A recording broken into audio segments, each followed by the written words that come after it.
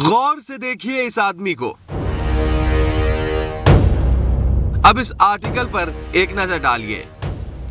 इस आदमी का दावा है कि ये सब इसने लिखा है, दावा भी सबूत के साथ। अब इस औरत को देखिए।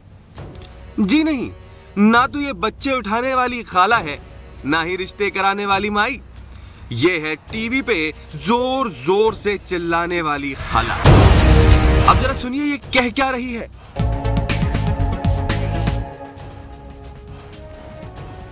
वेलकम टू न्यूज़ बीट, मैं हूं पारस खुर्शीद। इज्जत माफ मोहतरम वजीर आजम मियां मोहम्मद नवाज शरीफ साहब, हम सब यहाँ पाकिस्तान में खैरियत से हैं और आपकी खैरियत के क्या कहने। दौरे चीन में आपके चेहरे की जो मुस्कुराहट टीवी पर नजर आई वो आपकी खैरियत का अहवाल बताने के लिए काफी है।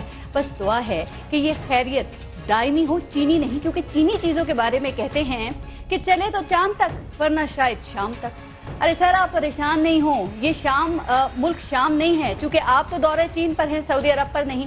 लेकिन जनाब, मुल्क कोई भी हो, क्या फर्क पड़ता है, दौरा तो दौरा ही होता है। और इस दौरे का तो अपना ही मजा होता होगा, जिस पर बड़े सूबे के छोटे भाई भी साथ हों तो क्या ही बात होती होगी। इस वक्त मेरा मकसद आपके बेशकीमत दौरे पर किसी किस्म की फजूल तनकीद बिल्कुल नहीं है। मैं तो बस इतना बताना चाहती हूँ, आप बिल्कुल भी फिक्रमंद नहीं हुइएगा, क्योंकि यहाँ सब अमन, सुख, चैन और शांति से है। बस वो जाफराबाद के रेलवे स्टेशन पर एक छोटा मामूली सा बम पता नहीं क्यों फट गया और एक ट्रेन में बैठे कुछ मर्द, औरतें और बच्चे अचानक मर गए। इसी बम के एक दूसरे भाई ने इस्लामाबाद की सब्जी मंडी में कोई ज्यादा नहीं, बस ये 25 से 30 जिंदा लोगों को निगल लिया। मगर फिक्र की कोई बात नहीं है, क्योंकि सबसे अच्छी बात यह है कि अपने शाहिदुल्लाह शाहिद साहब को अब ये समझ आ गई है कि बम धमाके करके बेगुनाह लोगों को हलाक करना नाजायज और हराम है।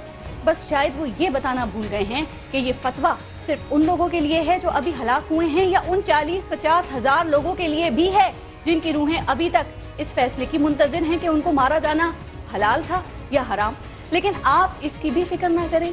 कमेटी के खेल से कुछ तो बाहर निकल ही आएगा। लेकिन सवाल मियां साहब यही है कि अगर टारगेट अमन है तो इसके हुसूल की कोशिशों में ताखीर का जिम्मेदार कौन है, और आपकी हुकूमत कोई हतमी फैसला क्यों नहीं कर पा रही है। अरे ये तो वही पढ़ रही है जो अभी आपने पढ़ा था, उसी आर्टिकल में, उसी शख्स के आर्टिकल में। जरा दोबारा देखिए कैसे लहक लहक के पढ़ रही है किसी और का लिखा। कौन है ये औरत? इतनी ढिठाई से किसी और के लिखे हुए अल्फाज को कोई कैसे पढ़ सकता है, वो भी लिखने वाले का नाम लिए बगैर? क्या ये औरत चोर है? क्या इसने उस आदमी की मेहनत पर नकब लगाई है?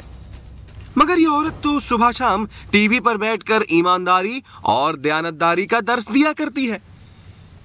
अगर ये है कौम का हाल तो मुस्तकबिल क्या होगा अल्लाह ही जाने। अगर आपके ख्यालात पर भी किसी ने नकबजनी की है तो ऐसे चोर को जाने ना दें, बल्कि अपने हक के लिए आवाज उठाइए, क्योंकि सरका नवेसी जुर्म है, बहुत बड़ा जुर्म।